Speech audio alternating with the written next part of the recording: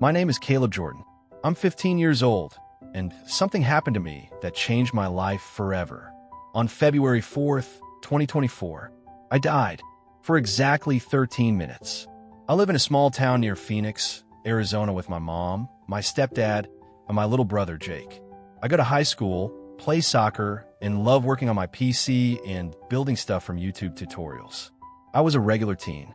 Never really thought much about heaven, hell, or what happens after death. That stuff felt so far away. I was more worried about passing algebra or saving up for a new gaming keyboard. That day started off normal. We had pancakes for breakfast. Jake spilled juice all over the table like he always does. Mom laughed. I walked to school with my headphones in, listening to a podcast about space and Elon Musk's Mars project. At lunch, I sat with my friends. One of them dared me to chug a bottle of soda mixed with 5 hot sauce packets. Dumb, I know. I took the dare, and within seconds, something went wrong. My chest got tight. My vision blurred. I collapsed. Teachers ran in. Kids screamed. My body started convulsing. I'd had an unknown heart condition that triggered right there on the floor. I remember hearing someone yell, "He's not breathing." Then, everything went dark. But not like sleep, more like stepping out of my body. Suddenly, I was floating. I saw them trying to bring me back. The nurse doing CPR. Someone on the phone with 911. But I felt peace. Like I was weightless. Like I was finally home. Then the cafeteria faded, and I was in this wide, open space. It was like a valley, filled with tall, glowing trees and light that didn't come from sun. Everything felt alive, but in a way I can't explain. And that's when I saw him, Jesus. He was walking toward me. Not in a glowing robe or crown, but like a friend. Calm, strong, peaceful. His eyes, they saw everything about me. When he said my name, I started crying without knowing why. "Caleb," he said, "I'm so glad you're here." I asked, "Am I dead?" He smiled. "Your body is sleeping, but your soul is more awake now than it's ever been." He touched my shoulder, and this warmth flowed through me. All my anxiety, all the guilt, the pain gone. Just peace. Just love. Then he said, "I brought you here to show you something. You need to see what's coming."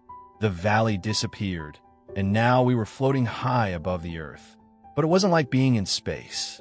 I could see cities, forests, oceans, and people. Billions of people, all at once. "Watch closely," Jesus said. "Something is happening below that will affect every soul on this planet." He pointed to a large building filled with technology. It looked like a high-tech lab, filled with scientists and screens. In the center stood Elon Musk. I recognized him immediately. "That's Elon," I said. "He's trying to change the world." "Yes," Jesus said, "but the direction of change is deeper than he knows." We watched Elon speak to a group of investors and reporters. He held up a tiny chip. "Neural access," he said. "It will connect minds to machines." I saw people clapping, excited. But then Jesus lifted his hand and showed me what they couldn't see. The room darkened. Behind the scientists, I saw shadows. Creatures. They were whispering. "They are not of this world," Jesus said. "They are ancient, and they have waited for a moment like this." Elon couldn't see them, but he nodded as if he heard them. The chip, he believed, would cure blindness, allow disabled people to walk, even let people talk with just thoughts. But Jesus said, that chip is the door. Once inside the mind, the enemy can speak freely. People will think the thoughts are theirs, but they won't be. It felt like a punch to the chest. I watched millions of people lining up to get chipped. It looked fun, like a tal trend. But their eyes changed. They stopped feeling, stopped caring, became robotic. Jesus said, "This isn't the mark of the beast, but it is step one.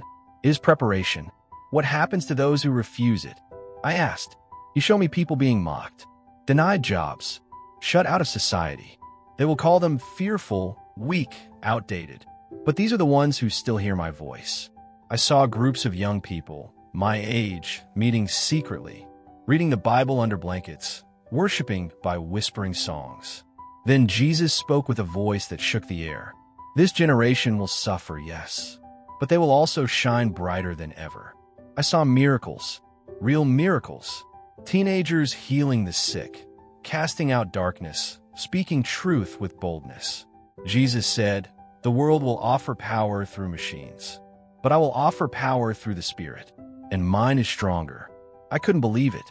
I felt like I was standing in the middle of a battlefield, not with guns, but with minds and souls on the line. Jesus looked at me. "Caleb, I'm sending you back.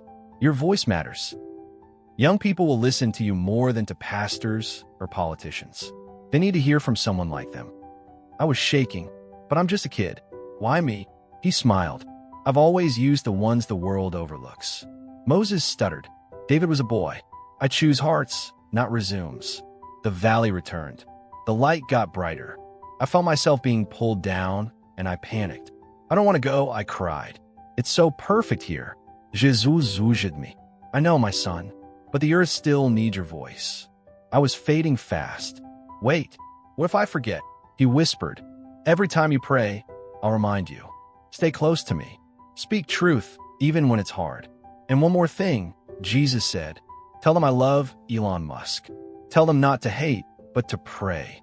I still want him. He's not beyond my reach." Then, boom, I gasped awake in a hospital. Machines were beeping. My mom was sobbing. "He's back," the nurse yelled. The doctor said it made no medical sense. No brain damage. No explanation. But I knew what I saw. I knew what I had to do. Now I speak out. I made videos. Share my story. People laughed. Called me crazy. But some messaged me privately, saying they'd had similar dreams or visions. That's how I know it's real. Jesus is waking up my generation, one by one. So if you're watching this, don't just scroll. Ask Jesus yourself. Pray. Ask him to open your eyes before the world offers you something that looks good, but steals your soul. And please pray for Elon Musk. He's not evil. He's deceived, just like I could have been. We're all in this battle, but we don't fight alone. The King of Kings is still on the throne, and he's coming back for a generation that didn't trade truth for comfort or their soul for a chip.